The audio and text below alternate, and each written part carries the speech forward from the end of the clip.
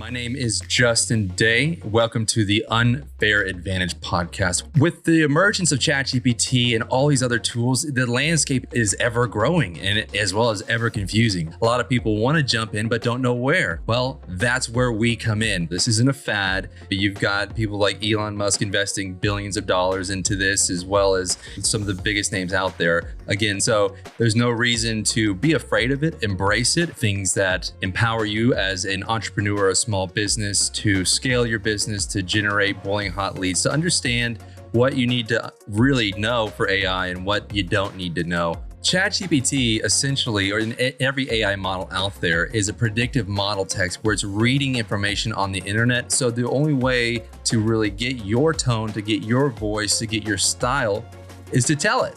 This is changing on a daily basis, so it's always a fight to the top to see who's better.